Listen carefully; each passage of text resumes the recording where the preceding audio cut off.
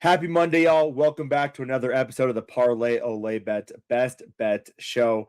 We've got a great show for you today, and we are coming off quite a heater in the Discord between my plays and then Matt's plays covering golf.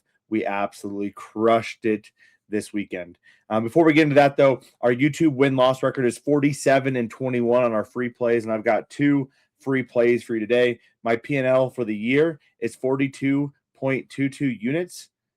And my profit and loss for last year is 107.54 units. And again, I'm just going to quickly show you that before we jump into the plays. When you look at our Discord, so it is now just me, Matt, and Will. Will covers college, Matt covers golf, I cover NBA. And you can see here, I'm having right now back-to-back 20-unit months. Matt has a 30-unit month crushing right now. Will has a 3-unit month. And then our overall total is 28 units if you factor in Logan and Visassin, who are no longer with the team, which is just truly incredible, absolutely crushing it to this point. The last 7 days for me, 16.88 units. You look at Matt's last 7 days as well, 16.92 units. So 32 units in the last 7 days between Matt and myself. And we're about to bring on a baseball capper who is going to be phenomenal at handling weather projections and travel scenarios to get you money on baseball lines. So with that being said, we're going to jump into our two props today. The first one, it's a small slate, so keeping it pretty light, especially after a phenomenal day yesterday where we crushed a few assist ladders. Jumping into the day, though, Tari Eason over 13.5 points. This is really a couple factors here. First, it's matchup. Second is going to be the positive regression. That's pretty much the main thing here. So you can see here over the last 4 games, and actually let's just put some filters on so you can see exactly what I'm talking about. Over the last 4 games, roughly the same amount of field goal attempts per game and averaging 3.6 points less per the last 4 games than the whole season combined. That and he's getting more minutes, 7.9. Right now, some of that's factoring in the fact that he was injured earlier in the season and had some minute restrictions. But I like to see that. That means he's coming off a little bit of a kind of a slump here, and we're getting a bumped up line as a result of the matchup. So let's factor back out and look at just matchups first. Strong positional teams, right?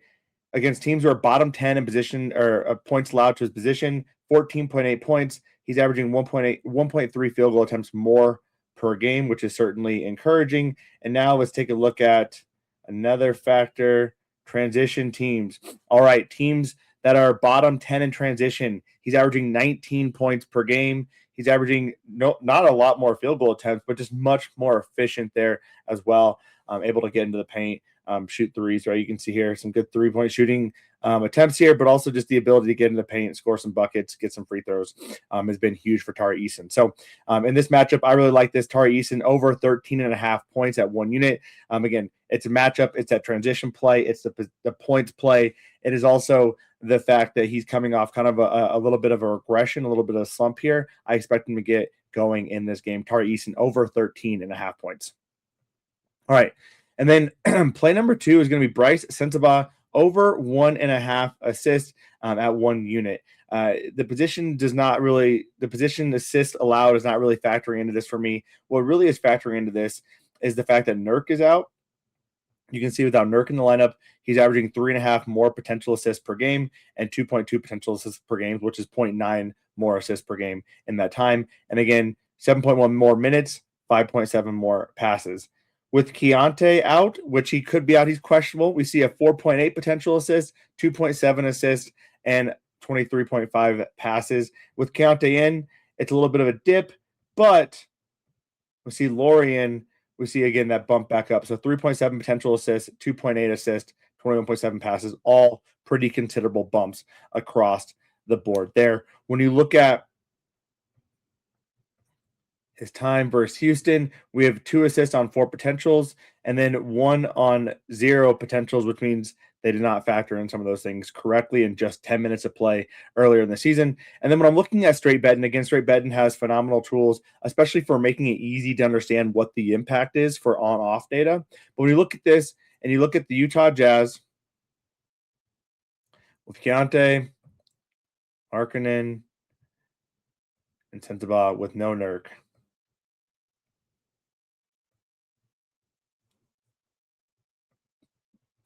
Okay. We see now there's a lot of assist bumps here, but Sensabaugh has played 119 minutes in this and averaging 1.1 more assists per 30 minutes in the contest with Keontae, with Laurie. When you look at here, I love this tool here too as well. It's factoring in those pieces. Just looking at assists, Bryce Sensabaugh, 30 minutes. Looking at assists, he's projected to have 3 assists with this combo of lineups. I look back at lineup combos as well, which you can see by looking at add more funds, which I really like to do. I'm going to go to the game real quick, trying to show you guys some of the things I'm using here. So let's look at, I believe it was